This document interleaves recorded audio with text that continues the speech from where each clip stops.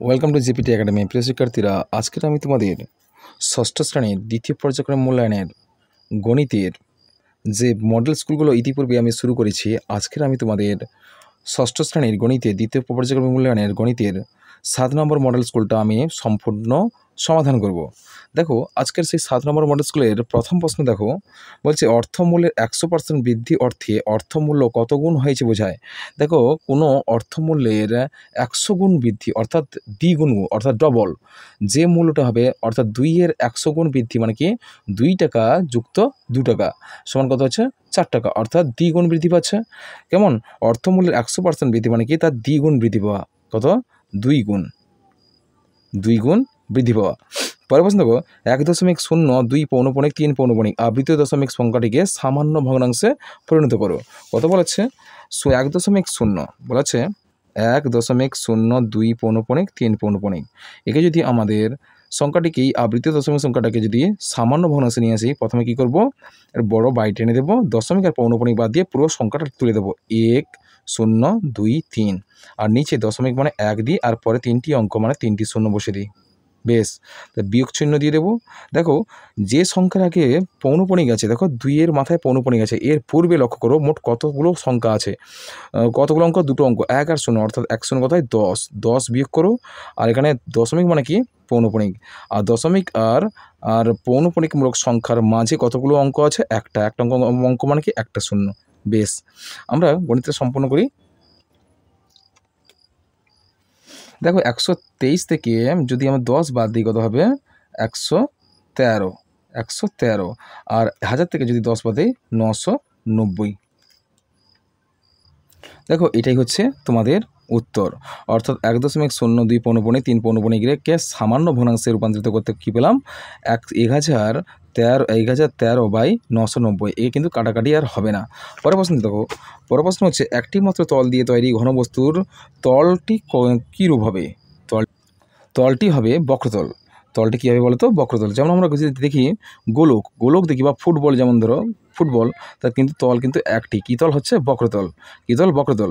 একটি মাত্র তল দিয়ে তৈরি ঘনবস্তুর তলটি কীরূপ হবে? বক্রতল। কী তল হবে? বক্রতল। বেশ, পরের প্রশ্ন বলছে যে চিহ্ন ও প্রতীকের সাহায্যে প্রকাশ করো পি এর 2/3 এর এবং কিউ এর 3/5 বিয়োগফল এক্স এর অর্ধেক অপেক্ষা বৃহত্তর নয়। আমরা এটাকে এভাবে লিখতে পারি যে বলছে পি এর 2/3, কি বলছে পি এর 2/3, অর্থাৎ আমরা লিখবো এইভাবে, পি এর 2/3, পি এর ফর গুণিতক চিহ্ন দাও 2/3, 2/3 এর বিয়োগফল, দেখো এর বিয়োগ হচ্ছে গিয়ে এ, এবং কিউ এর 3/5 বিয়োগফল, অর্থাৎ কিউ এর 3/5 মানে 3/5 এর কি বলা হচ্ছে এর বিয়োগফল হবে, বিয়োগ দিয়েছে এক্স এর অর্ধেক অপেক্ষা বৃহত্তর নয়। এক্স এর অর্ধেক অপেক্ষা বৃহত্তর নয়। সুতরাং আমরা এভাবে লিখতে পারি যে এক্স এর থেকে বৃহত্তর হচ্ছে 9 বলা হচ্ছে গিয়ে, দেখো অর্ধেক অপেক্ষা বৃহত্তর, অর্থাৎ এক্সের অর্ধেক মানে কি x/2 জানি আমরা, এক্সের অর্ধেক মানে কি x/2, আর বৃহত্তর 9, অর্থাৎ কেটে দেবে। কেমন? এটা হচ্ছে তোমাদের উত্তর। পরের প্রশ্ন দেখো, যে কোনো ছাত্র 25 নম্বরের পরীক্ষায় 20 পেয়েছে, 25 নম্বরের পরীক্ষায় 20 পেয়েছে, সে শতকরা কত পেয়েছে? অর্থাৎ 25-এর মধ্যে কত পেয়েছে? 20। 25-এর মধ্যে পেয়েছে 20, 25-এর মধ্যে পেয়েছে 20 শতকরা, অর্থাৎ 100তে কত হবে? 100তে হবে, দেখো 25 4 100, 25 4 100 সমান কত পেলাম? 20 গুণিতক 4 সমান 20 4 80, 20 4 80, অর্থাৎ 80%। কত হচ্ছে? 80%। কত পারছে? 80%। এই উত্তরটা তোমাদের এই 80% হবে। কত পার্সেন্ট বৃদ্ধি পাবে? 80%। কত নম্বর পেয়েছে? কত? 80% পেয়েছে। কত বলবে তোমরা? 80% বা 80%। রোমান সংখ্যায় লেখো 99 79, 99 আর 79, 99 আর 79কে রোমান সংখ্যা যদি আমরা লিখি, দেখো 90 জানি কত হবে? 99 মানে কি 90 প্লাস 9, আর 79 মানে কি 50 যুক্ত 20 যুক্ত 9। দেখো 90 জানি কি আমরা? 90 হচ্ছে আমরা এক্স সি, আর 9 মানে কি IX। কেমন? আর 50 মানে কি জানি আমরা L, আর 20 মানে কি দুটো X, আর 9 মানে কি IX। কেমন? পরের প্রশ্ন দেখো, 1 লিটার 1 হেক্টোলিটারে কত অংশ জানি আমরা। 1 হেক্টো দেখি আমি 1 হেক্টোলিটারে কত অংশ। আচ্ছা 1 হেক্টোলিটার 1 হেক্টোলিটার 1 হেক্টোলিটারের কত অংশ, কত অংশ দেখো অংশটা আমরা দূরে লিখছি, সমান কত হবে 1 লিটার হবে। 1 লিটার তাহলে 1 হেক্টো সমান 1 হেক্টো সমান কত লিটার হয়, 1 হেক্টো সমান কত হবে 1/1000 লিটার, কত হচ্ছে 1000 লিটার। 1 হেক্টো সমান কত হবে 1000 লিটার, অর্থাৎ বাম থেকে ডানে যাচ্ছে, তোমরা 1000 দিয়ে গুণ হবে, কিলো হেক্টো ডেকা লিটার 1000, 1000 দিয়ে মানে কি আমাদের ভাগ করতে হবে, অর্থাৎ 1 হেক্টো সমান 1 লিটারে কত অংশ হবে, অর্থাৎ কত হবে 1/1000, 1/1000 কত অংশ হবে 1/1000, অর্থাৎ 1 লিটার 1 হেক্টোলিটারের কত অংশ 1/1000 অংশ, কত হবে 1/1000 অংশ। পরের প্রশ্ন চলো,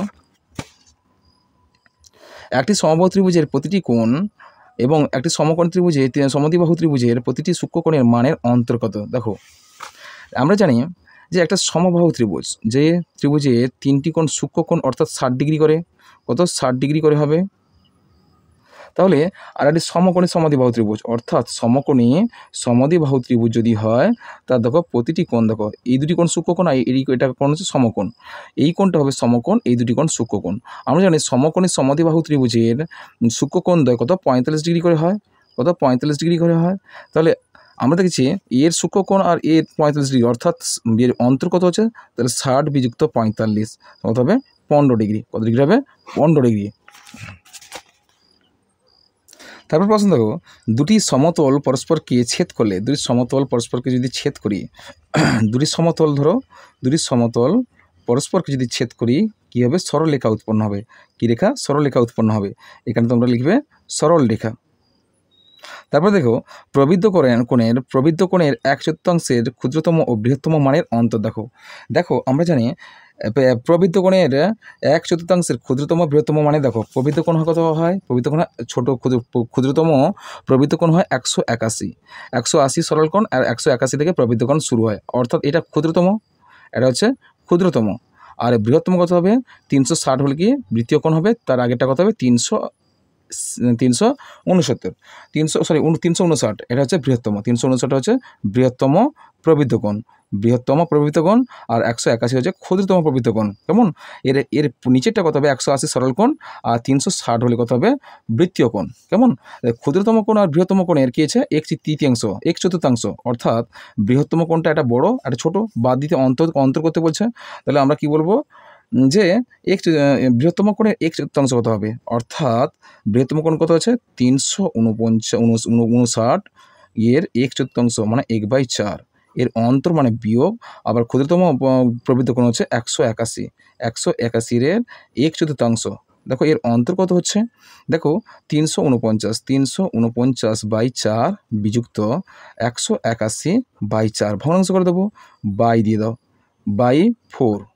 কেমন, আর এই দুটো বিয়োগ করে দাও, 349 বিযুক্ত 181 বাদ দাও, কত হচ্ছে 359 থেকে 181 বাদ দিলে কত হচ্ছে 9 থেকে 1 বাদ দিলে কত হবে 8, আর 5 1 করো 15, 15 থেকে যদি আমরা 8 বাদ দিই 5 6 7 7, আর হচ্ছে গিয়ে দেখো এখানে 1 চলে গেছে, বাকি আছে 3 2 থেকে 1 বাদ দাও, 2 থেকে বাদ দিলে 1, দেখো বলা হচ্ছে বাই 4।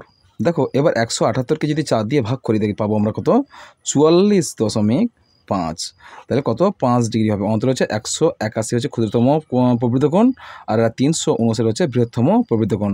এদের 1/4 সঙ্গে কি অন্তর অর্থাৎ বিয়োগ করব, বিয়োগ করে মান কত পেলাম 44.5 ডিগ্রি।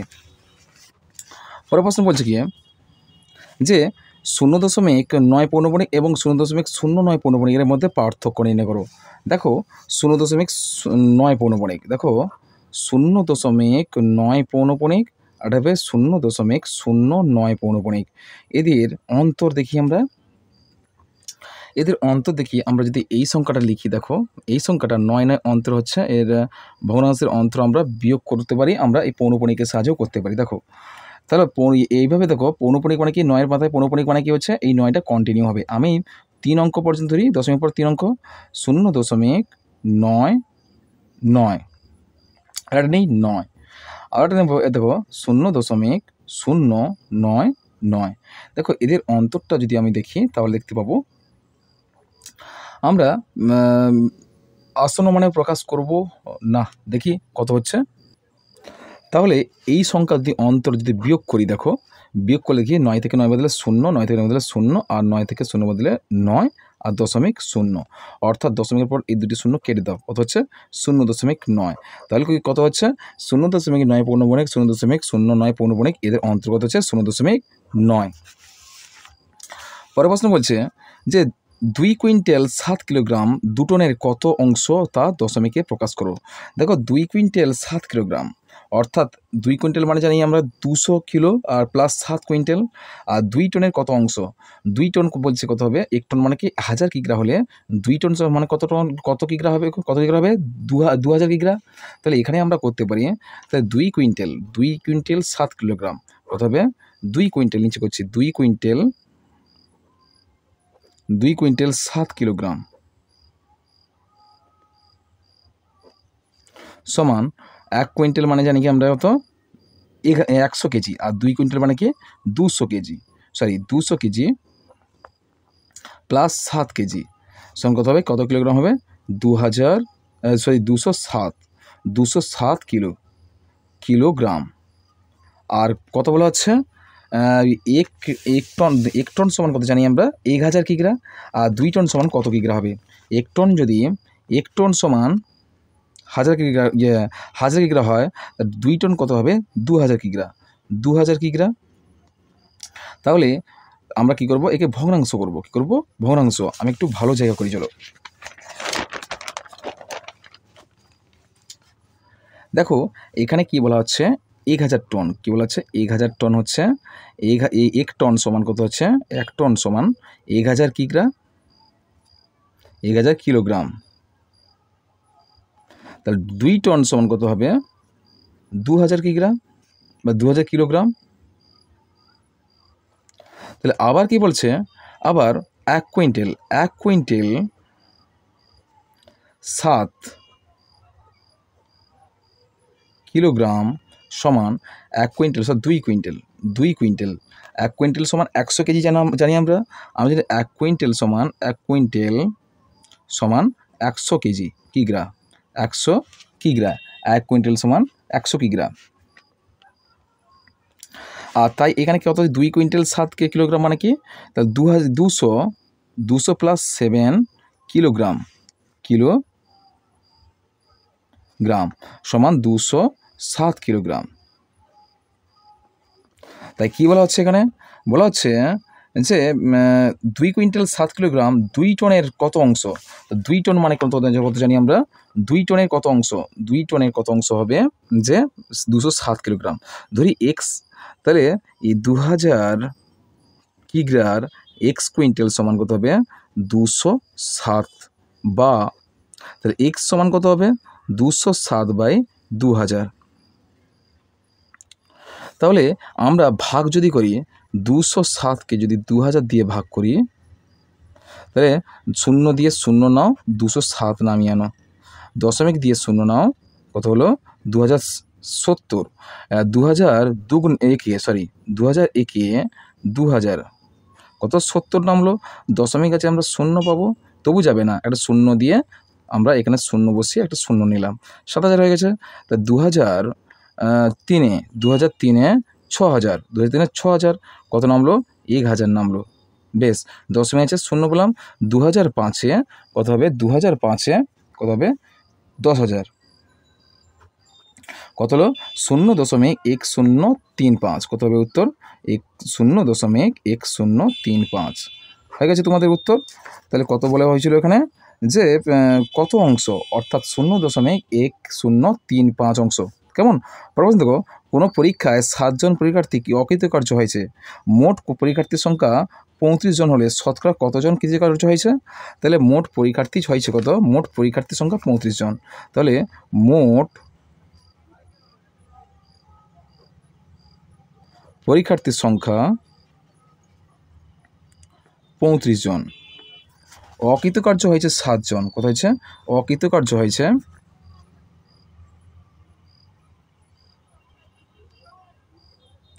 হয়েছে সমান 7 জন। তাহলে অতএব কৃতকার্য কত হয়েছে? কৃতকার্য হয়েছে সমান, দেখো কৃতকার্য হয়েছে 35 বিযুক্ত 7 সমান কত হবে? 35 থেকে 15 থেকে 7 বাদ দিলে 5 3 8 5 5 3 8 7 15, এখানে 8 হবে, আর এখানে 2 করতে 2 28 জন। কতজন হবে? 28 জন। তাহলে পাস করেছে কতজন বা কৃতকার্য হয়েছে? 28 জন। এখানে প্রশ্ন করা হয়েছিল কি যে শতকরা কতজন কৃতকার্য হয়েছে। তাহলে আমরা যদি করি তাহলে 35 জনের মধ্যে 35 জনের মধ্যে কৃতকার্য হয়েছে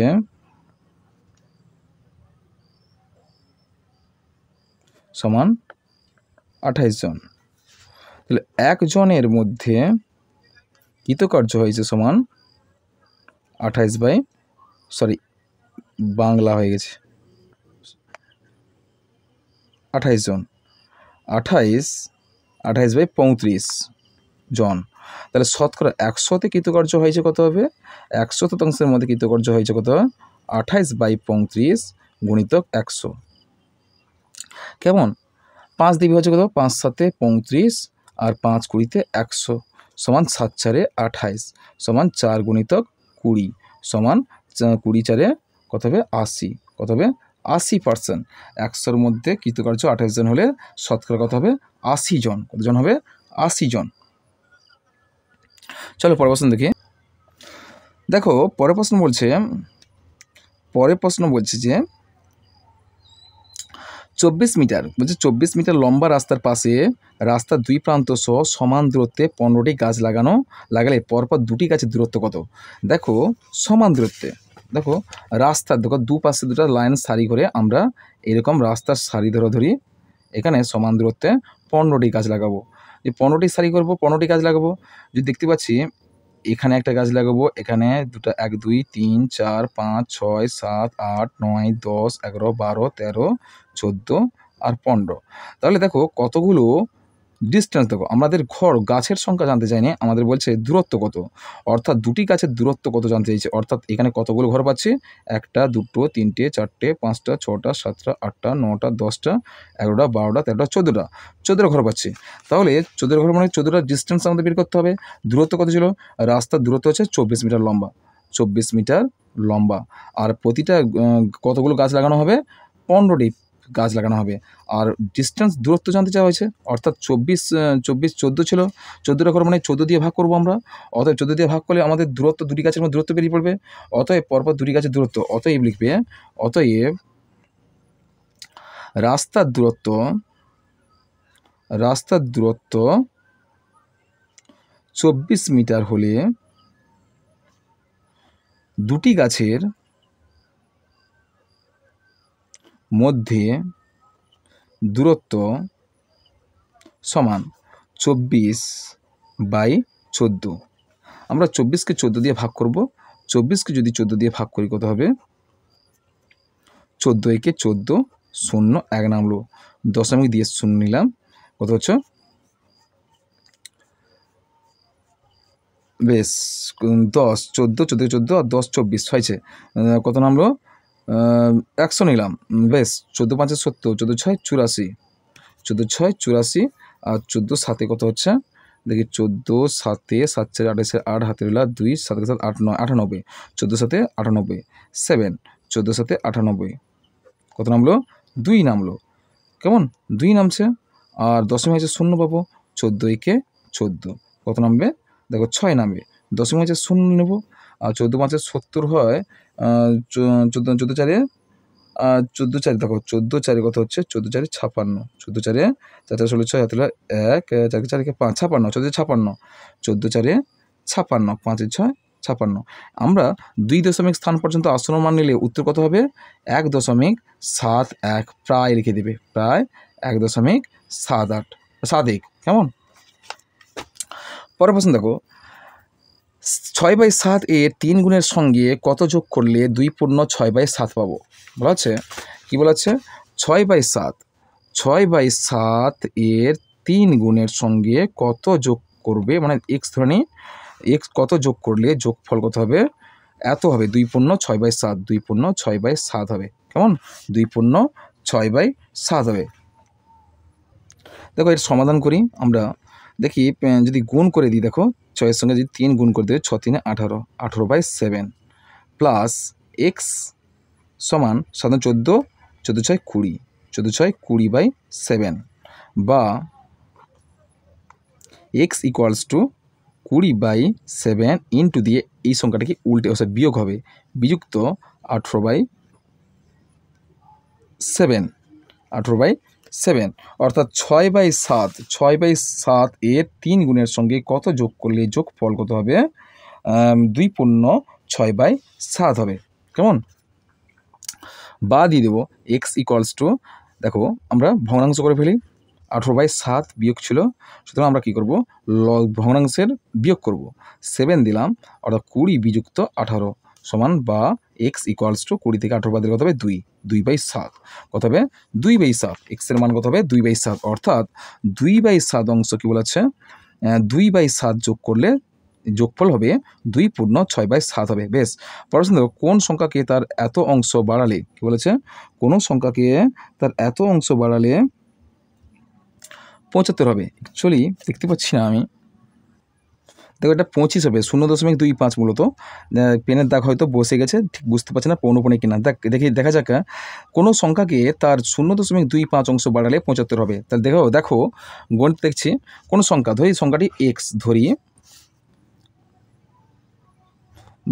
সংখ্যাটি এক্স, তাহলে আমরা কোনো সংখ্যা যদি এক্স হয় তার কত অংশ বাড়াতে হবে, এক্স গুণিত কত হবে 0.45, 0.25, 0.25 বাড়ালে তাহলে তার মান কত হবে 75 হবে, কত হবে 75, বা এক্স প্লাস এক্স এর 0.25 মানে কি 25/100 সমান 75, বা এক্স প্লাস 25 × 4 = 100 সমান x/4 ইকুয়ালস টু 75, বা তাহলে ভগ্নাংশ করি, 4x plus x/4 equals to 75, বা 5x/4 ইকুয়ালস টু 75, বা 5x ইকুয়ালস টু 75 গুণিতক 4, বা x equals to x equals to 75 গুণিতক 4/5, 5 একে 5, 2 25, 5 5 25, 15, তাহলে কত হলো, বা এক্স ইকুয়ালস টু 15 গুণিতক 4 সমান, বা এক্স ইকুয়াল টু কত হবে 15 × 4 = 60, কত উত্তর হবে 60। এখানে কি বলা আছে, মানটা কত হবে এক্স হবে, তাহলে কোনো সংখ্যার সঙ্গে এক্সের সঙ্গে যদি তার 25% বৃদ্ধি হয় 75 হবে, তাহলে কি বলেছে এখানে, কোনো সংখ্যা বলেছে কোন সংখ্যাটি কত হবে 25 হবে, কত হবে সংখ্যাটি হবে 60। তাহলে আমি দেখি নিই গণিতটা ঠিক আছে কিনা, 75 হচ্ছে কিনা দেখি, তাহলে 60 যুক্ত 60 এর কত পার্সেন্ট, 60 এর 1/4 অংশ, কত হচ্ছে 60 প্লাস 4 একে 4, 2 20, 4 5 20 সমান 15, সমান 60 প্লাস কত হবে 15 সমান 75, সমান 75 হবে। কেমন, ঠিক আছে আমাদের উত্তরটা। তাহলে এক্সের মান কত হবে 60, কোন সংখ্যা বলতে এখানে 60কে বোঝানো হচ্ছে। বলছে একটি শহরে লোক সংখ্যা এত, যদি পুরুষের সংখ্যা এত হয় তবে উক্ত শহরে মহিলাদের সংখ্যাকে 100 এর গুণিতককে পূর্ণ সংখ্যায় প্রকাশ করো। 1000 এর গুণিতক, 1000 এর গুণিতকের পূর্ণ সংখ্যা প্রকাশ করো মহিলাদের সংখ্যাকে। তাহলে দেখো আমাদের শহরের লোক সংখ্যা এত হলে মহিলা সংখ্যা কত হবে বের করে নিতে হবে, বিয়োগ করতে হবে। তাহলে বিয়োগ যদি করি তাহলে সংখ্যাটা কত ছিল, শহরের লোক সংখ্যা, শহরের মোট লোক সংখ্যা, শহরের লোক সংখ্যা সমান কত বলা হচ্ছে 27,000, একক দশক শতক হাজার অযুত লক্ষ, 2,69,000, 2,69,908, 2,69,000, 2,69,908, অর্থাৎ লোক সংখ্যা, শহরের লোক সংখ্যা জানা গেছে। এবার পুরুষ সংখ্যা বলা আছে 1,43,000, পুরুষ সংখ্যা কত হবে, পুরুষ সংখ্যা সমান কত বলা হচ্ছে 1,43,000, কত হচ্ছে 1,43,000, 1,43,472, কত হচ্ছে 472। তাহলে অতএব মহিলা সংখ্যা কত হবে, অতএব মহিলা সমান কত হবে বাদ দেব আমরা 2,79,908 থেকে 1,43,472 যদি বাদ দিলে কত হবে? 8 থেকে 2 দিলে কত হবে? 6, এখানে 10 থেকে 7 দিলে কত হবে? 3। 8 থেকে 2 দিলে 6, আর 10 থেকে 7 দিলে কত হবে? 3। আবার 9 থেকে যদি 9 এক ধারে চলে গেছে, 8 থেকে 4 বললে 4, 9 থেকে 3 বদলে কত হবে? 9, 6, আর 7 থেকে যদি আমরা 4 বাদ দিই কত হবে? 3, আর 2 থেকে 1 বদলে কত হবে? 1, অর্থাৎ 1,36,436। এখানে আমাদের বলা হচ্ছে হাজারের গণিতক। হাজার না কত বলা হচ্ছে আমাদের? হাজারের গণিতক বলা হচ্ছে তো? অবশ্যই বলা আছে হাজারের গণিতককে পূর্ণ সংখ্যায় প্রকাশ করো। তাহলে হাজারের গণিতকের পূর্ণ সংখ্যা কত হবে? এই মহিলা সংখ্যা 1,36,436-এর হাজারের গণিতক। দেখো এখানে 6,436 আছে, তাহলে 6,436 হলে কত হবে? 6,000 হবে। আর কেননা এটা 5-এর কম আছে, 500-এর কম আছে, সুতরাং কত হবে? এটা কত হবে? 6,000 হবে। এর হাজারের গণিতকের মহিলা সংখ্যা বলবে অতএব মহিলা সংখ্যা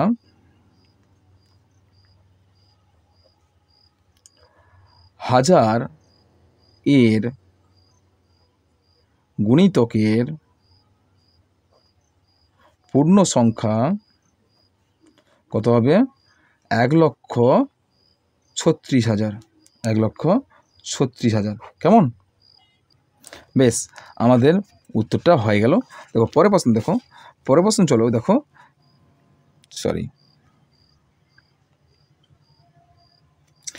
পরের প্রশ্ন বলছে যে 5 বছরের, কি বলছে? 5 বছর পরে রামের বয়স হবে y বছর। 5 বছর পরে, তাহলে 5 বছরের বর্তমান বয়সটা জানা নেই, তাহলে 5 বছরের পরে রামের বয়স হবে y বছর। তাহলে বর্তমান থেকে 15 বছর পরে রামের বয়স কত হবে? এবং 5 বছর আগে, এখানে 15 বছর বলা আছে, বর্তমান থেকে 5 বছর, বর্তমান ধরো, এখানে আমি বুঝিয়ে দিই, দেখো বর্তমান, এখানে ধরো রামের বর্তমান বয়স কত হবে? বর্তমান বয়স এর 5 বছর পর ডিস্টেন্সটা কত হচ্ছে? 5 বছর। 5 বছর পর বয়স হবে y বছর। কেমন? 5 বছর পরে তার বয়স হবে কত হবে? y বছর। তাহলে এখানে কত বছর পর বলা হচ্ছে? 15 বছর। বর্তমান থেকে 15 বছর পরে রামের বয়স কত হবে? তাহলে এখানে 5 বছর পর যদি y বছর হয়, তাহলে বাকি 10 বছর, তাহলে কত হবে? তাহলে 15 বছর পর, তাহলে কত হবে? 15 বছর পর রামের বয়স হবে,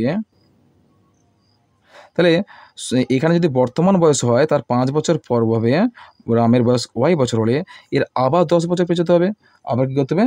আবার 10 বছর পেছাতে হবে। 10 বছর যদি পিছিয়ে যায় কত হবে? তাহলে y + 10 হবে। তাহলে বয়স হবে কত হবে?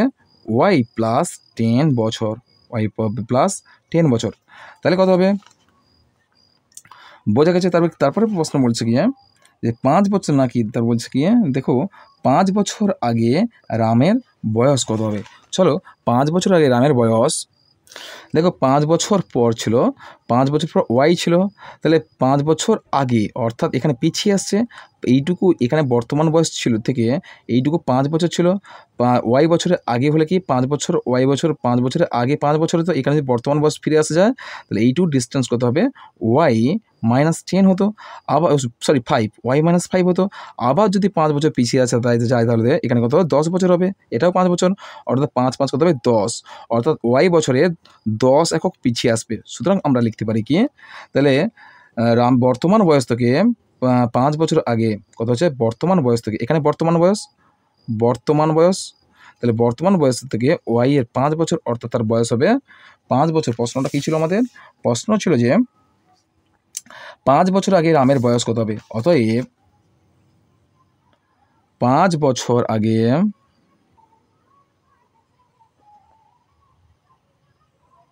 রামের বয়স কত হবে? রামের বয়স সমান কত হবে? 5 বছর আগে রামের বয়স হবে, দেখো y - 10। বোঝা গেছে? কেন 10? এখানে যদি বর্তমান বয়স হয়, বর্তমান বয়সের 5 বছর পর y হচ্ছে, y এর আগে যদি হয় 5 বছর আগে, অর্থাৎ বর্তমান বয়স কত হবে? ওয়াই মাইনাস পাই হবে। সুতরাং আবার 5 বছর যদি পিছিয়ে আসা যায় আবার +5 হবে, অর্থাৎ 5 + 10 হবে, তাহলে ওয়াই মাইনাস 10 বছর। তাহলে 5 বছর আগে রামের বয়স কত হবে? ওয়াই মাইনাস 10 বছর। কেমন? পরের প্রশ্ন দেখো, প্রিজমের ভূমি কেবলমাত্র ত্রিভুজাকার হয়, যুক্তিসহ সত্য বা মিথ্যা লেখো। যে প্রিজমের ভূমি কেবলমাত্র ত্রিভুজাকার হয়। ত্রিভুজাকার যদি প্রিজমের ভূমি হয় তাহলে সেক্ষেত্রে যদি আমরা দেখো ত্রিভুজাকার প্রিজম, এখানে কি বলা হয়েছিল? ত্রিভুজাকার প্রিজম। ত্রিভুজাকার প্রিজম অঙ্কন করা সম্ভব হবে। দেখো আমরা যদি ত্রিভুজের মতো একটা যদি অঙ্কন করি, দেখো এই ত্রিভুজাকার প্রিজম যদি অঙ্কন করি, দেখো এর উপর যদি আমরা লম্ব অঙ্কন করি, কেমন? লম্ব অঙ্কন করি, এক্ষেত্রে কী হবে? দেখো এক্ষেত্রে কিন্তু ত্রিভুজাকার প্রিজম অঙ্কন করা সম্ভব হচ্ছে। কেমন? দেখো ভূমি কিন্তু নিচেরটা ভূমি দেখতে পাচ্ছি ত্রিভুজাকার, উপরটাও ত্রিভুজাকার, আর পাশটা কিন্তু আয়তক্ষেত্রাকার বা চতুর্ভুজাকার। তাহলে এক্ষেত্রে আমরা দেখতে পাচ্ছি কতগুলো তল হচ্ছে? 9টি তল হচ্ছে, 5টি তল হচ্ছে। তাহলে এখানে কী বলা হচ্ছে? প্রিজমের ভূমি কেবলমাত্র ত্রিভুজাকার হয়। প্রিজমের ভূমি কেবলমাত্র ত্রিভুজাকার হয়, যুক্তিসহ সত্য বা মিথ্যা লেখো। কিন্তু দেখো একটা জিনিস দেখো, শুধুমাত্র ত্রিভুজাকার হয় না, চতুর্ভুজাকার হয়, পঞ্চভুজাকার হয়, ষড়ভুজাকার হয়। প্রিজমের মূলত ভূমি কিন্তু শুধুমাত্র ত্রিভুজাকার হয় না, হয় চতুর্ভুজাকার, পঞ্চভুজাকার, ষড়ভুজাকার, এগুলো এই বিভিন্ন আকৃতিতে প্রিজম অঙ্কন করা সম্ভব হয়। তাই এখানে বলা হচ্ছে যে ত্রিভুজাকার হয় ভূমি, কেবলমাত্র শব্দটা এখানে ইউজ করছে। দেখো এখানে বলা হচ্ছে, ব্যবহার করা হচ্ছে কেবলমাত্র ত্রিভুজাকার হয়, যুক্তিসহ সত্য বা মিথ্যা যাচাই করো। তো অবশ্যই কিন্তু ভূমি যদি ত্রিভুজাকার হয় সেক্ষেত্রে প্রিজম অঙ্কন করা সম্ভব হবে, বুঝতে পারছো? আর যদি চতুর্ভুজাকার হয় তাহলে সেক্ষেত্রেও প্রিজম অঙ্কন করা সম্ভব হবে। দেখো এইরকম যদি অঙ্কন করি আমরা,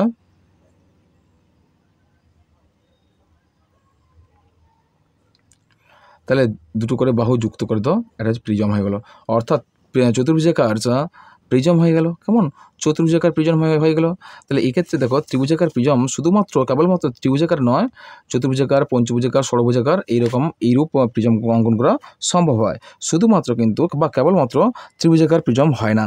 আর ত্রিভুজাকার ভূমি দিয়ে প্রিজম অঙ্কন করা যায়, কিন্তু শুধুমাত্র বা কেবলমাত্র ত্রিভুজাকার ভূমি দিয়ে প্রিজম অঙ্কন করা যায় না।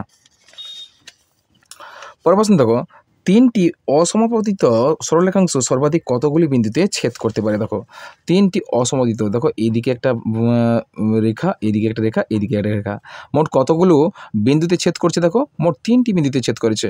সুতরাং 3টি বিন্দু দিয়ে ছেদ করবে। তারপর বলছে সরলরেখাংশগুলি সমাপতিত হলে কতগুলি বিন্দুতে ছেদ করবে? দেখো সরলরেখাংশগুলি সমাপতিত হলে, এখানে অসমাপতিত হয়েছিল বলে এখানে 3টি বিন্দুতে ছেদ করেছে, আর এখানে সমাপতিত হলে এখানে অজস্র বা অসংখ্য বিন্দুতে ছেদ করবে। আর 2 নম্বর প্রশ্নের উত্তর হবে কি? এখানে অসংখ্য বিন্দুতে ছেদ করবে। পরের প্রশ্ন দেখো, কোনো পরিবারে মোট মাসিক খরচের এত টাকা খাওয়ার জন্য ব্যয় হয়, অন্যান্য খরচ হয় গিয়ে এত টাকা। যদি খাওয়ার খরচ 10% বাড়িয়ে অন্যান্য খরচ 16% কমানো হয়, তবে মাসিক খরচ কত বাড়বে বা কমবে? একে ঐকিক নিয়মের প্রয়োগ করে গণিতটা সমাধান করতে হবে। চলো দেখো, প্রথমে প্রশ্নের 3-1 প্রশ্নটা ছিল। দেখো প্রথমে কিন্তু পরিবারের মাসিক খরচের মধ্যে খাওয়ার খরচ ছিল কত? 4,750 টাকা, এবং অন্যান্য খরচ ছিল কত? 5,900 টাকা। দেখো যদি খাওয়ার খরচ 10% বাড়ানো হয়, তাহলে এক্ষেত্রে কিন্তু খাওয়ার খরচ 100 টাকায় বাড়ে কিন্তু 110 টাকা, কিন্তু 10% বাড়ানো হয়েছে। সুতরাং আমরা কী করব? 1 টাকায় বাড়বে কত? 110/100, আর 4,750 টাকায় বাড়বে কত? 1,010/100 গুণিতক 4,750। আমরা 100কে 100 দুটো শূন্যর সঙ্গে উপরে একটা শূন্য, এই সঙ্গে শূন্য কেটে দিলাম। কত পরে থাকছিল? তাহলে ছিল 11 গুণিতক 4, 7, 5 গুণ করতে কত হয়েছে? সমান 5,225 টাকা। আবার দেখো, আবার অন্যান্য খরচ কত? 16% কমালে অন্যান্য খরচ 100 টাকায় কমবে, কত হবে? 84 টাকা। তাহলে 1 টাকায় কমবে কত? 84/100, আর 5,900 টাকায় কমবে কত হবে? 84/100 গুণিতক 5,900। আর কাটাকাটি করতে কত পেলাম? 84 গুণিতক 59, অর্থাৎ 4,956 টাকা। দেখো পূর্বে কিন্তু কী ছিল? পূর্বে মাসিক খরচ হতো কত? 4,750 টাকা এবং 900 টাকা। কী ছিল? খাওয়ার খরচ ছিল 4,750 টাকা আর অন্যান্য খরচ ছিল 5,900 টাকা। সুতরাং মোট খরচ কত হতো? মোট খরচ হতো 10,650 টাকা, 50 টাকা। আর এখন মাসিক খরচ কত হচ্ছে? দেখো, এখন খাওয়ার খরচের জন্য 5,225 টাকা খরচ হচ্ছে আর অন্যান্য খরচ কমিয়ে আনা হয়েছে কত? 4,956 টাকা। মোট কত টাকা কত খরচ হচ্ছে এখন? 2,181 টাকা। সুতরাং আমরা মাসিক খরচ কতটা কমবে? দেখো, এখন হচ্ছে 2,181 টাকা আর আগে খরচ হতো 2,650 টাকা। নিশ্চয়ই দেখতে পাচ্ছি আমরা আগে বেশি খরচ হতো আর এখন কম খরচ হচ্ছে, অর্থাৎ মাসিক খরচ কিন্তু কমছে। কত কমছে? আগের খরচের থেকে বর্তমান খরচ যদি বাদ দিই তাহলে আমাদের মাসিক খরচটা বেরিয়ে যাবে। কতটা কমছে সেটা বেরিয়ে যাবে। দেখো, 2,650 থেকে 2,181 বাদ দিলে কত হবে? 469 টাকা। কেমন? চলো পরের প্রশ্ন দেখি। পরের প্রশ্ন বলছে যে একটি শহরের বর্তমান জনসংখ্যা হচ্ছে 26,250 জন। বা যদি বার্ষিক 4% জনসংখ্যা বাড়িয়ে তবে পরের বছর জনসংখ্যা কত হবে? 2 বছর পরে জনসংখ্যা কত হবে? অর্থাৎ প্রতি বছর 4% হারে বৃদ্ধি পাচ্ছে। তাহলে এক্ষেত্রে দেখতে পাচ্ছি যে তো পরের বছর জনসংখ্যা কত হবে? 2 বছর পরে জনসংখ্যা কত হবে? পরের বছর মানে কি? এই বছর যদি 4% বৃদ্ধি পায় এর পরের বছর কত পার্সেন্ট বৃদ্ধি পাবে? কেমন?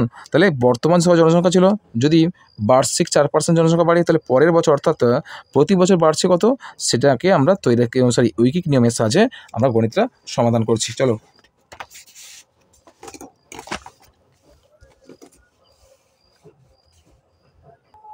দেখো, তোমরা করবে প্রথমে শহরের বর্তমান জনসংখ্যা কত ছিল? 2,62,550 জন। 2,62,000 একক দশক শতক হাজার অযুত 26,250 জন ছিল। শহরের বর্তমান জনসংখ্যা ছিল 26,250 জন। দেখো, পরের বছর জনসংখ্যা কত হবে? যেহেতু 4% বৃদ্ধি পেয়েছে, জনসংখ্যা 4% প্রতি বছর 4% বৃদ্ধি পেলে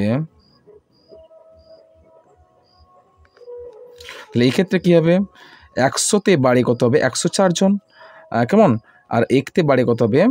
104/100 আর 26,250 জনে বাড়ে কত হবে? 104/100 গুণিতক 26,250। কাটাটি করেছে, কাটাটি করতে কত হয়েছে আমাদের? 27,300 জন। এবার দেখো, আবার বলছে 2 বছর, অর্থাৎ এটা হচ্ছে প্রথম বছরে, অর্থাৎ 1 বছর পরের বছরের জনসংখ্যা। অতএব পরের বছর জনসংখ্যা কত হলো? 27,300 জন।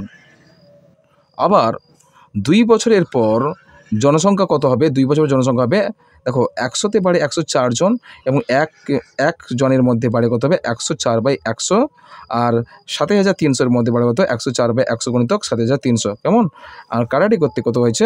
104 গুণিতক 273 সংখ্যা হচ্ছে 28,392। অর্থাৎ 2 বছরের পর জনসংখ্যা কত হবে?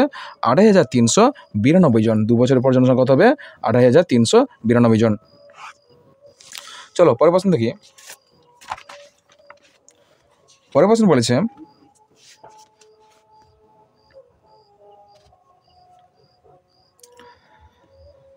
দেখো, অখিলবাবু অবসর গ্রহণের পর তার সম্পত্তির 1/4 অংশ পাড়ার লাইব্রেরিতে দান করেন। দেখো, 1/4 অংশ দিয়েছে, তার সম্পত্তি যা ছিল তার 1/4 অংশ, তার সম্পত্তির 1/4 অংশ দিয়েছে, 1/4 অংশকে দিয়ে পাড়ার লাইব্রেরিতে দিয়েছেন। বাকি অংশ কিন্তু দিয়েছে, বাকি সম্পত্তির 1/6 অংশ স্ত্রীকে দেন। বাকি সম্পত্তি কত ছিল? আমাদের 1 থেকে 1/4 অংশ বাদ দিলে কত হবে? বাকি সম্পত্তি পড়ে থাকবে। বাকি অংশ 2 ছেলের মধ্যে সমান ভাগে ভাগ করে দেন। অখিলবাবু স্ত্রীকে এবং 2 ছেলের প্রত্যেককে কত অংশ করে সম্পত্তি দিলেন? চলো গণিতটা করি।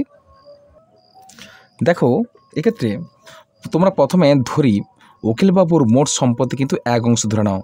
কেমন? অখিলবাবুর মোট সম্পত্তি কিন্তু 1 অংশ। তারপরে তিনি পাড়ার লাইব্রেরিতে দেন কত? 1/4 অংশ পাড়ার লাইব্রেরিতে দেন। দেখো, 1/4 অংশ, এই 1 অংশের মধ্যে 1/4 অংশ দেয় কত? পাড়ার লাইব্রেরিতে। আর বাকি অংশ কত পড়ে থাকলো?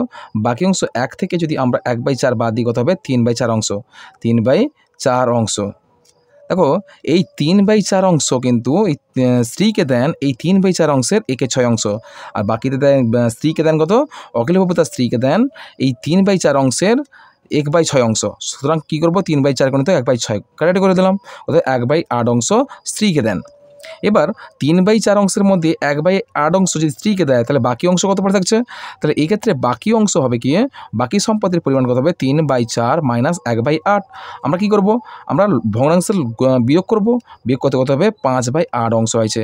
এই 5/8 অংশ বাকি সম্পত্তি ছিল স্ত্রীকে 1/8 অংশ, 3/4 মধ্যে স্ত্রীকে দিয়েছে 1/8 অংশ, আর বাকি অংশটা কত হলো? 5/8 অংশ। এই 5/8 অংশটাকে তার 2 ছেলের মধ্যে সমান ভাগে ভাগ করে দেয়। আবার 5/8 অংশ প্রত্যেককে বা 2 ছেলের মধ্যে সমান ভাগে ভাগ করলে প্রত্যেকে পাবে কত? এই 5/8কে 2 দিয়ে ভাগ করব। 2 দিয়ে ভাগ করলে 5/8 গুণিতক 2 সমান কত? 5/16 অংশ। কেমন? চলো পরের প্রশ্ন দেখো।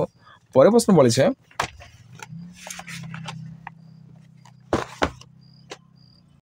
চলো গণিতের সমাধান করি। আমাদের দেখো 62 গ্রাম 5 ডেসিগ্রাম এর এত মিশ্র ভগ্নাংশ, এটা বিযুক্ত এত গ্রাম, এর এই মানটা আমাকে সমাধান করতে হচ্ছে আমাদের।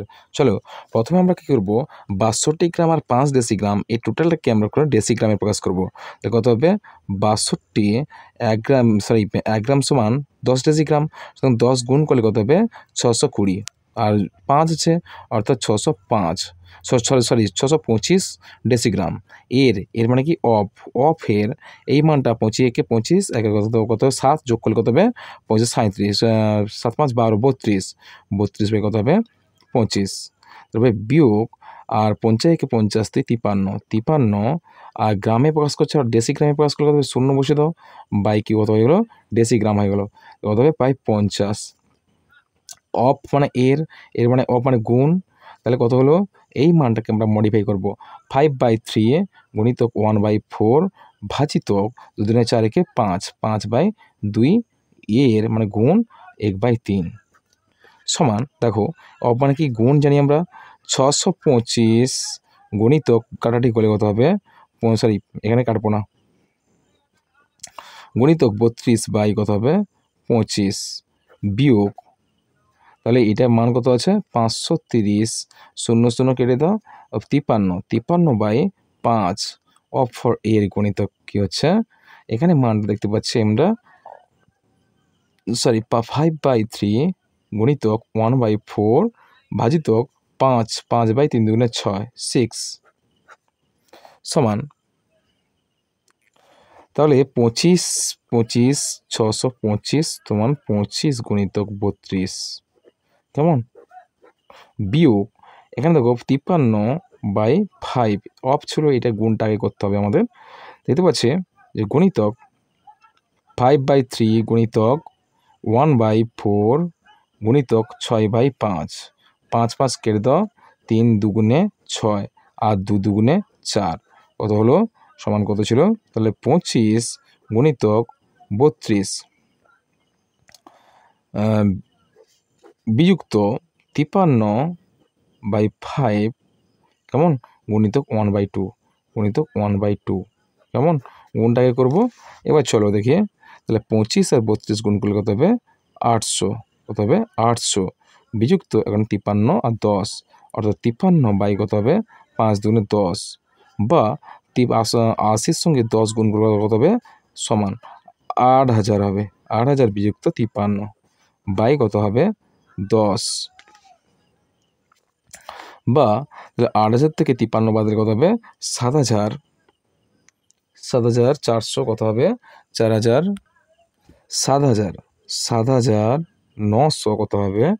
947, 7947 বাই 10 সমান, একের পিঠে একটা শূন্য, অর্থাৎ শেষ থেকে একটা অঙ্কের আগে দশমিক বসো, 794 কত হবে? 7।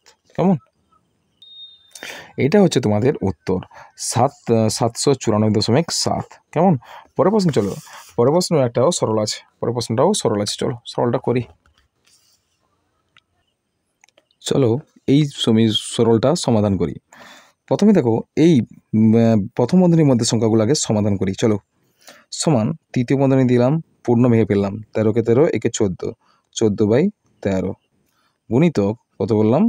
2 × 5 = 10, এখানে 13, 13 3, 13/5 প্রথম বন্ধনীর মধ্যে রাখলাম, ভাজিতকে দিলাম, আবার আবার পূর্ণ ভাঙলাম, 7 দুগুণে 14, একে 15, 15/2 গুণিতক 10 3 30 একে 31, 31 বাই কত হবে? 10 ভাজিতক কত হবে 28/279 অর্থাৎ 279 ভাজিতক তৃতীয় বন্ধনীর মধ্যে এই মানগুলোকে আমাদের গুণ করতে হবে। দ্বিতীয় বন্ধনী প্রথম বন্ধনীটা উঠে যাবে মূলত। দেখো 4-এর সঙ্গে 4 থেকে বিযুক্ত 2.07 বাদ দিতে হবে। বাদ দেওয়ার কথা এখানেও বলা হয়েছে। অর্থাৎ আমরা যদি রাফে কোথাও যদি বিয়োগ করি, দেখো 4 থেকে 2.07 বাদ দিই, 4 থেকে 0.27 যদি বাদ দিই,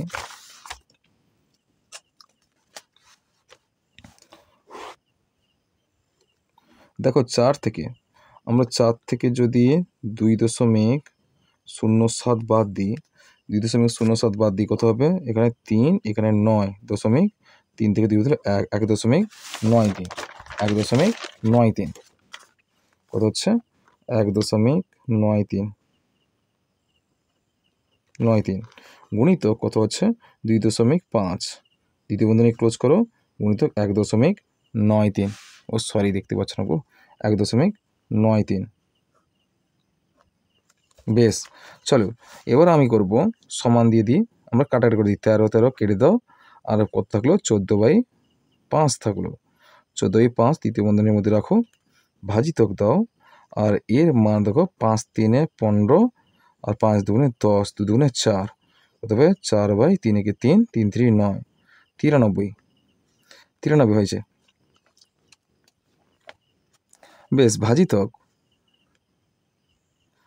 28/279 28/279 তৃতীয় বন্ধনী ক্লোজ করো, ভাজিতক, এবার দেখো তৃতীয় বন্ধনী দাও, এই দুটো গুণ করো, 1.93 সঙ্গে গুণ করো। গুণটা আমি অন্য কোনো একটা গ্রাফে করে দেখাচ্ছি। দেখো এখানে আমরা গুণ করছি, 5 3 15 5 সাধারণ গুণ করবো দশমিক বাদ দিয়ে, আর 5 9 5 45 5 3 15 হাতে 1 9 5 45 46 6 হাতে 4 আর 5 5 5 4 9 আর 3 2 6 আর 9 2 18 8 হাতে 1 2 2 3 5 6 6 12 2 হাতে 1 9 1 10 10 আর 18 18 হাতে 1 3 1 4 3 আর 1 4 9 17 17 আর 1 18 18 হাতে 1 3 1 4 হলো। আমি দেখছি 5 করতে 5 6 6 12 2 হাতে 1 9 10 18 18 হাতে 1 3 আর 1 4। দেখো উপরের সংখ্যায় দুটো অঙ্কের আগে দশমিক আর নিচের সংখ্যায় একটার আগে দশমিক, মোট 3টি অঙ্কের আগে দশমিক, শেষ থেকে 3টি অঙ্কের আগে দশমিক বসে দাও, 1 2 3, এখানে 4.825 কত হলো 4.825 কত হলো উত্তর 4.825 গুণিতক 1.93 তৃতীয় বন্ধনী ক্লোজ করে দাও। দেখো এবার এই মানগুলো আমরা ভাগকে গুণ করে উল্টাবো, 14/5 গুণিতক 4/93 গুণিতক 279/28 তৃতীয় বন্ধনী ক্লোজ করো, ভাজিতক দাও, আর এর মানটাকে তোমরা গুণ করো, এর মানটাকে গুণ করলে কত হবে দেখো, গুণ নয় আমরা ভগ্নাংশে মান পরিণত করব। ভগ্নাংশে করতে হলে দেখি আমরা গুণটা আমরা পরিবর্তন করি, তাই গুণটা করে নেই, 4.825 আর সঙ্গে 1.93 গুণ করি। গুণ করলে পাবো কি, আমরা সাধারণ গুণ করতে পারি, আমরা দেখো সাধারণ গুণটা করে নেই, 5 3 15 5 হাতে 1 আর 3 2 6 7 আর 8 3 24 4 হাতে 2 4 3 12 13 14 9 5 45 5 হাতে 4 9 2 18 19 20 21 22 22 2 হাতে 2 9 8 72 73 74 74 4 হাতে 7 আর 9 4 36 37 38 39 40 সরি 9 4 9 8 72 2 হাতে 9 5 45 5 হাতে 2 4 9 2 18 19 20 21 22 22 2 হাতে 2 আর 9 8 72 73 74 74 4 হাতে 7 9 4 36 37 38 39 40 41 42 43। তারপরে মানগুলো ক্রমশই বসে দাও, 5 2 8 4 কত হলো 5 7 2 হাতে 1 5 4 9 1 10 12 12 2 হাতে 1 4 4 8 9 10 11 1 হাতে 1 8 3 11 12 8 3 11 একে 12 12 আর 12 সরি 8 3 11 একে 12 একে 13 13 3 হাতে 1 4 4 8 একে 9 93। দেখো এই উপরের সংখ্যা 3টি অঙ্কের দশমিক আর নিচে মোট কতগুলো 2টি আগে মোট 5টার আগে 1 2 3 4 5 এখানে তোমরা দশমিক দেবে অর্থাৎ 9 দশমিক কত হলো 9.31225 9.31225। তারপর দেখো আমরা এখানে একটু কাটাকাটি করে নিই 14 দুগুণে 28 কেমন তারপর কাটাকাটি করলাম 2 দুগুণে 4 93 9 3 27 93 3 269। দেখো 3 দুগুণে 6 6/5 ভাজিত কত আছে 9.9.31225 বাই এখানে উল্টে দিতে হবে তোমাদের দশমিক ছিল 1000 তাহলে আমরা যদি একে উল্টে দিই কত হবে আমরা যদি উল্টে দিই দেখো 65 ভাজিতক দাও তা 931225 বাই করো একের পিঠে 5টা শূন্য 1 2 3 4 5 5টা শূন্য বেশ বা এবার উল্টে দাও 6/5 ভাজিতক 1000 একক দশক শতক হাজার অযুত লক্ষ 1 লক্ষ 5টা শূন্য বসে দাও বাই কত হবে 931225। এবার দেখো কাটাটি করতে পারো অসুবিধা নেই দেখো বাই এছাড়া কাটাকাটি না করলেও তোমাদের উত্তরটাও হয়ে যাবে। তাহলে এখানে যদি আমরা কাটাকাটি না করে উত্তরটা করি এখানে দেখি 5 দিক বিভাজ্য হবে 5 দিয়ে কেটে দাও বাই 1 করো 5 গুণিতক 1 লক্ষ উপরে আছে 6 ভাজিতক ছিল না বাই 6/5 এখানে ভাগ চিহ্ন দিলেও কোনো অসুবিধা নেই। তাহলে কত হলো ভাজিতক দিলেও এই মানটা কী হবে গুণ করলে উল্টে যেত এখানে দেওয়ার দরকার নেই বাই দিয়ে দাও ওটা গুণ করে দাও বেশ 6 5 কত হয় দেখো এখানে 93 দিয়ে 5 গুণ করে দাও কত হচ্ছে যদি আমরা দেখি এদিকে মানটা অ্যাকচুয়ালি কত হবে না তোমরা এইভাবে উল্টে দাও উল্টে দিয়ে তোমরা গণিতটা করো 6/5 গুণিতক 1 লক্ষ বাই 931225 দেখবে কাটাকাটি করো 5 দুগুণে 10 4টিয়া শূন্য তো কত থাকলো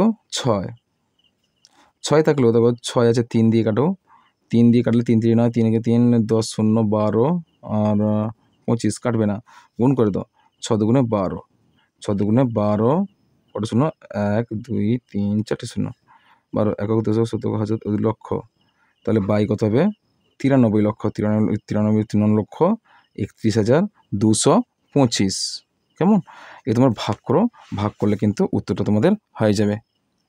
দেখো উত্তরটা এমন হবে 0.1289 আরও বেশি হওয়ার কথা এখানে তোমরা প্রায় শব্দটা দিয়ে দেবে।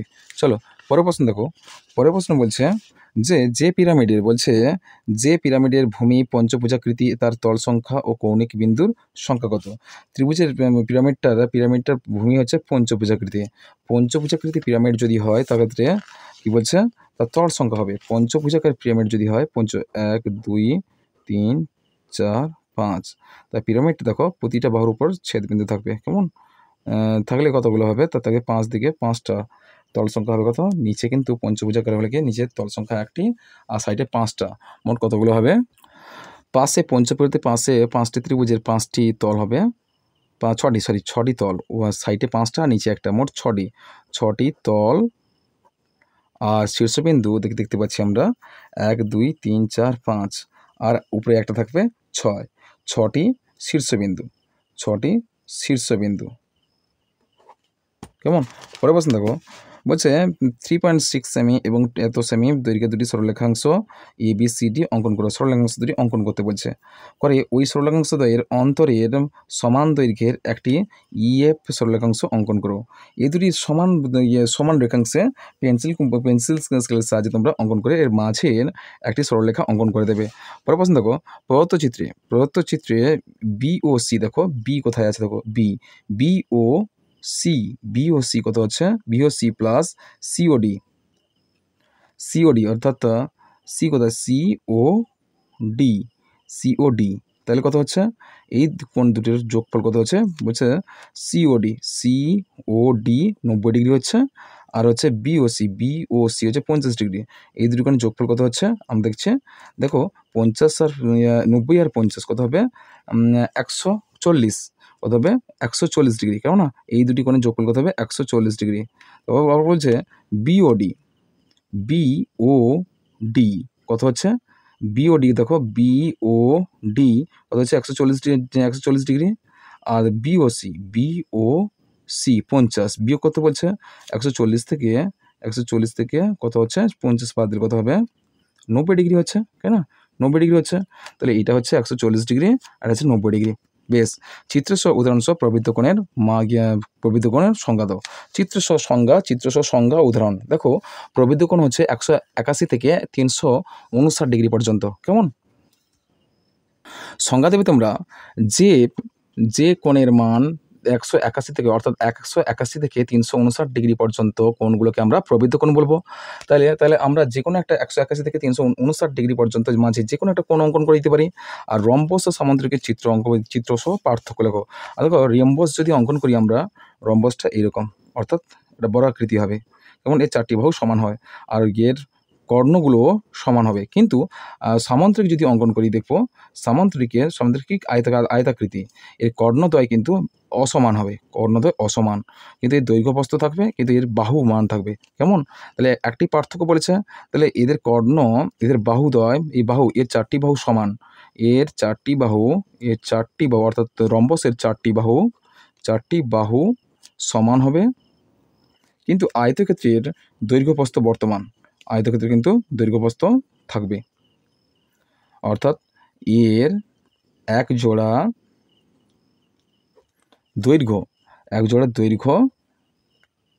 ও এক জোড়া প্রস্থ থাকবে। আর এক্ষেত্রে 1 নম্বর আমি বেশ কটা করে দিচ্ছি, দেখো এর পার্থক্য দেখো, এর 1 নম্বর ক্ষেত্রে দেখবে এই 2 নম্বর এই কর্ণদ্বয় পরস্পর সমান, কর্ণদ্বয় পরস্পর সমান, কিন্তু সামান্তরিকের ক্ষেত্রে কর্ণদ্বয় অসমান,